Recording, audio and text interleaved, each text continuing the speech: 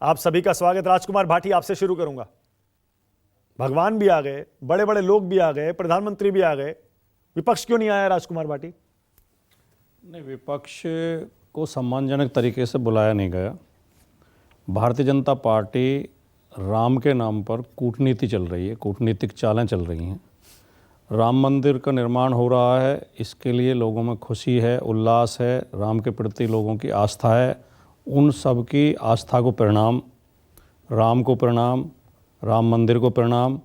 लेकिन भारतीय जनता पार्टी की घटिया राजनीति को लानत। अब जब राम मंदिर बन ही गया है और रामलला आ ही गए हैं और विराजमान हो गए हैं, तो भारतीय जनता पार्टी के लोगों को और विशेष तौर पर देश के प्रधानमंत्री माननीय नरेंद्र मोदी जी को राम के व्यक्तित्व से, राम के चरित्र से कुछ शिक्षा भी लेनी चाहिए। पहली शिक्षा राम की है कि वो केवल जोड़ने का काम करते हैं, प्रेम बढ़ाने का काम करते हैं, वो तोड़ने का काम नहीं करते। दूसरे, वो मर्यादा पुरुषोत्तम थे। राम मर्यादा में बंधे हुए रहे हमेशा।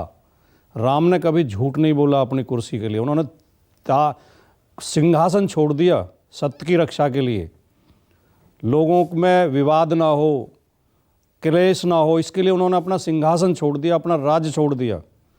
यहाँ मोदी जी वोट के लिए झूठ बोल रहे हैं, राम के नाम पे झूठ बोल रहे हैं, राम मंदिर में खड़े होकर झूठ बोल रहे हैं। कौन सा झूठ बोला? और पहले दिन ही झूठ बोल रहे हैं। कौन सा? जिस दिन रामलला की स्थापना हुई है, प्राण प्रतिष्ठा हुई है, पहले दिन ही अपने भाषण में बोल रहे हैं झूठ। किसने कहा था इस देश में? मुझे कोई एक क्लिप आप दिखाइए कि अगर राम मंदिर बनेगा तो आग लग जाएगी। किसने कहा था? इतना बड़ा झूठ केवल ये अपने वोट के स्वार्थ के लिए। इन्हें अपनी वोट चाहिए, चाहे देश जल जाए, देश में चाहे झगड़े फसाद हो जाए, देश रसातल में जाए, इन्हें केवल वोट चाहिए। ये वोट के लिए राम की मर्यादा को तोड़ रहे हैं, राम का लगातार अपमान कर रहे हैं, निरंतर अपमान कर रहे हैं। लेकिन हम राम मंदिर पे और प्राण प्रतिष्ठा पे कोई टिप्पणी इसलिए नहीं करेंगे कि उसके हम विशेषज्ञ नहीं हैं, पहली बात तो। दूसरे, अगर छोटी मोटी कोई कमियां रही भी हैं तो कोई बात नहीं, रही जाती हैं। लेकिन कुछ लोग सवाल उठा रहे हैं, लेकिन हम नहीं उठा रहे। ओके। लेकिन हम इतना जरूर कहना चाहेंगे कि राम के नाम पर घटिया राजनीति भारतीय जनता पार्टी को नहीं करनी चाहिए और देश की जनता को बहुत जागरूक और सजग होकर ये नजर रखनी पड़ेगी कि कहीं राम के नाम पर, धर्म के नाम पर हमारी हकमारी तो नहीं की जा रही है, हमें ठीक है, ओके, पीछे तो नहीं धकेला जा रहा है। ओके। अब मैं अपने कंट्रोल रूम से कह रहा हूं, जरा एक 2 विंडो बनाइए या 3 विंडो बनाइए या 4 विंडो बनाइए। बीच में जरा रामलला का वीडियो लाइए आज का, और उसके साथ में राजकुमार भाटी को लाइए। जरा राजकुमार भाटी को इसलिए लाइए क्योंकि राजकुमार भाटी कह रहे हैं कि हम प्राण प्रतिष्ठा का भी स्वागत कर रहे हैं, हम राम मंदिर बनने का भी स्वागत कर रहे हैं, अब रामलला टेंट से मंदिर में आ गए, हम इसका भी स्वागत कर रहे हैं। हम इस पर कुछ नहीं कह रहे, हम सिर्फ बीजेपी की घटिया राजनीति को लानत भेज रहे हैं। अब अगर स्वागत था राजकुमार भाटी, तो ये जो दर्शन आप यहां स्टूडियो में बैठकर टीवी में कर रहे हैं, या अखिलेश जी जो लखनऊ में हैं, डिंपल जी भी लखनऊ में हैं, वो चले जाते वहां जाकर दर्शन कर लेते। दर्शन क्यों नहीं किए? भारतीय जनता पार्टी के 1000 नेता नहीं पहुंचे, गृह मंत्री नहीं पहुंचे, केंद्रीय गृह मंत्री, भारतीय जनता पार्टी के राष्ट्रीय अध्यक्ष नहीं पहुंचे, भारतीय जनता पार्टी के पितामह लाल कृष्ण आडवाणी नहीं पहुंचे। अच्छा, ये आपने दर्शन कर लिए ना ये वाले? हाँ, दर्शन तो हो गए ना? तो सभी कर रहे हैं, हाथ जोड़ के कर लिए ना ऐसे? हम भी कर रहे हैं, सब कर रहे हैं। हाँ। लाल कृष्ण आडवाणी जो इनके पितामह वो नहीं पहुंचे, मुरली मनोहर जोशी नहीं पहुंचे, तो क्या ये सब राम विरोधी हो गए? ये सब हिंदू विरोधी हो गए? ये धर्म से इनका बहिष्कार हो गया? विपक्ष तो बॉयकॉट किया है ना, इसलिए मेरे नेता नहीं, हमने बॉयकॉट नहीं किया। तो क्यों नहीं गए फिर बताइए? समाजवादी पार्टी, सुनो आप, समाजवादी पार्टी ने बॉयकॉट नहीं किया। समाजवादी पार्टी के राष्ट्रीय अध्यक्ष श्री अखिलेश यादव जी को, पहली बात तो भारतीय जनता पार्टी के लोगों ने तभी चैनलों पर बोलना शुरू कर दिया जब तक उन्हें निमंत्रण भी प्राप्त नहीं हुआ था कि अखिलेश यादव नहीं आ रहे, निमंत्रण ठुकरा दिया। अखिलेश यादव जी ने स्पष्टीकरण दिया कि मुझे अभी तक कोई निमंत्रण प्राप्त नहीं हुआ, पहली बात। अच्छा। दूसरी बात, अखिलेश यादव जी लखनऊ में विक्रमादित्य मार्ग पर रहते हैं, उसके बिल्कुल पीछे कालिदास मार्ग है, 500 मीटर की दूरी है। बराबर में कई मंत्री, उप मुख्यमंत्री, मुख्यमंत्री सब वहीं रहते हैं आसपास, एक किलोमीटर के दायरे में। सबको निमंत्रण पत्र उनके घर पर जाकर सम्मानजनक तरीके से दिए गए। श्री अखिलेश यादव जी का निमंत्रण पत्र कोरियर से भेजा गया, 2 दिन पहले उनके पास पहुंचा। तो ये तीसरी बात, ये निमंत्रण पत्र बांट कौन रहा था? इनकी सूची कौन बना रहा था? ट्रस्ट के जो महासचिव हैं चंपत राय जी, वो कह रहे हैं अयोध्या में मीडिया से कि मोदी तो विष्णु के अवतार हैं। फिर वो कह रहे हैं राम मंदिर के कपाट की कीमत 7 करोड़ है, और यहां अयोध्या में तो लोग 100-100 रुपए के लिए गला काट देते हैं।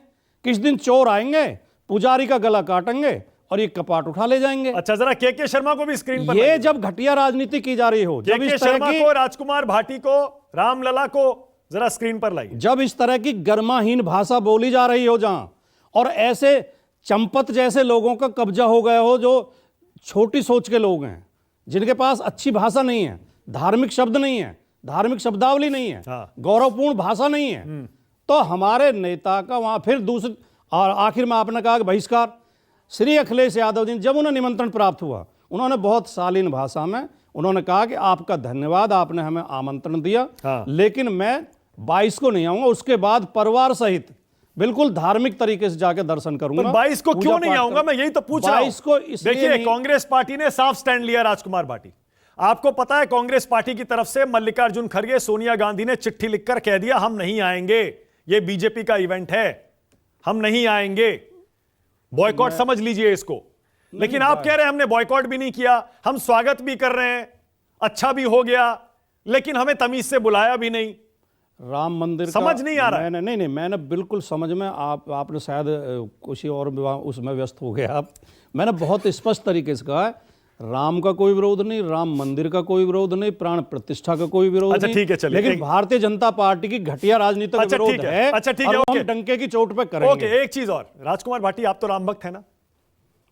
नहीं, मेरा व्यक्तिगत कोई सवाल नहीं होता। अरे आप व्यक्तिगत अक्सर भगवान देखिए, राम के सुनिए। बारे में टीवी डिबेट्स में आप बहुत अच्छी अच्छी बातें करते हैं, मेरा चौपाइयां परिवार- सुनाते हैं आप। नहीं, पहली बात तो- नहीं, राजकुमार भाटी, मैं नहीं, ऐसे नहीं। पहली बात तो आप एक राजनीतिक पार्टी के प्रवक्ता हैं, लेकिन मैंने आपको खुद अपने डिबेट्स में मैंने सुना है, आप बीजेपी प्रवक्ताओं से बाकायदा चौपाइयां सुनाकर मर्यादा पुरुषोत्तम राम के जीवन से क्या सीखना चाहिए, अभी अभी आपने कहा। मैं सीधे सीधे जवाब नहीं, रुकिए ना, सवाल तो सुनिए। उसी सवाल का मेरा सवाल है ही नहीं, सुना ही नहीं आपने सवाल हाँ, अभी। हाँ। मैं सवाल मेरा ये है, ये जो रामलला की आपने आज ये जो मूर्ति देखी, दर्शन किए, कैसा लगा आपको? एक राम भक्त के तौर पर आपको ये मूर्ति देखकर राजकुमार भाटी कैसा लगा? मुझे मैथिली शरण गुप्त की पंक्ति याद आती है कि राम तुम्हारा विरत स्वयं ही काव्य है, कोई कवि बन जाए सहज संभाव है। राम की तो प्रतिमा कोई अनगढ़ भी बनाएगा वो अच्छी लगेगी, क्योंकि राम के प्रति अनुराग है लोगों के हृदय में। हम भी राम के प्रति अनुराग रखते हैं, पूरा समाज, बल्कि केवल हिंदू नहीं, मुस्लिम भी। अभी मैं देखता आ रहा था, आपके चैनल पे दिखाया जा रहा था थोड़ी देर पहले, कि मेरठ में मुस्लिम लोग सड़कों पर खड़े होकर लड्डू बांट रहे थे, और राम के बारे में मुस्लिम शायरों ने बहुत अच्छी अच्छी कविताएं की हैं। और ये तो ऐसा नहीं है कि राम की प्रतिमा, राम की जब मैथिली शरण गुप्त के जो शब्द हैं उन्हें आप समझिए कि राम तुम्हारा विरत स्वयं ही काव्य है, कोई कवि बन जाए सहज संभाव, जिसने लिखा। लेकिन जो आपने पहले सवाल किया, मैं राम कथा का, राम साहित्य का बहुत प्रशंसक हूं, मैंने बहुत अध्ययन किया है। और मेरी चुनौती कि भारतीय जनता पार्टी के लोगों ने बिल्कुल नहीं किया होगा इतना अध्ययन। राम कथा पे सबसे अच्छा जो शोध है वो कामिल बुल्के का है, वो भी मैंने पढ़ा। मैंने कम से कम 5 रामायणें पढ़ी हैं। और मैं राम और उसके बावजूद आप जमीन पर नहीं, जो हिंदुस्तान के आम भारतीय के मन की भावना है उसको समझ नहीं पा रहे। लेकिन एक बात और भी बता दूं, समाज में इस समय क्या चल रहा है राजकुमार भाटी, आप समझ और नहीं भी पा बता दूं, मेरा परिवार आर्य समाजी परिवार है। मेरे परिवार में मूर्ति पूजा नहीं की जाती है। हम लोग आर्य समाजी हैं, और हमारे समाज में बहुत ज्यादा लोग आर्य समाजी हैं। ठीक है, मान लिया। खास तौर से पश्चिमी उत्तर प्रदेश, हिंदी प्रदेश, मेरठ क्षेत्र, ये आर्य समाज मेरा सवाल ये था भाटी साहब, तो घरों में मूर्ति पूजा नहीं की आपने जाती। अभी बताया ना मुसलमान भी मिठाई बांट रहा है। हाँ। अरे तो आप जमीन पर ये जो हो रहा है आप इसे समझ क्यों नहीं पा रहे?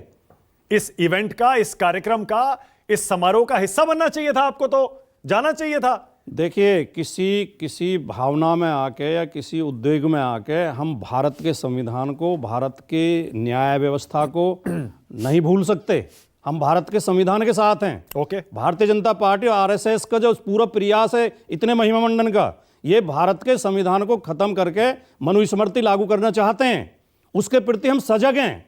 ये पिछड़े, दलित, मतलब अल्पसंख्यक के साथ लगातार अन्याय कर रहे हैं। तारीफ की, अभी आपने कहा कि नहीं हम स्वागत कर रहे हैं। मैंने क्या भारतीय जनता पार्टी की तारीफ की? तो इस इवेंट में, इस कार्यक्रम में जाने से क्या हो जाता? मनुस्मृति आ जाती, हिंदू राष्ट्र बन जाता। ये इसका तो मैंने जवाब आपको दे तो दिया। ये जो आयोजन था ये ऐसे लोगों के हाथ में था जो गर्मापूर्ण नहीं थे, जिन्होंने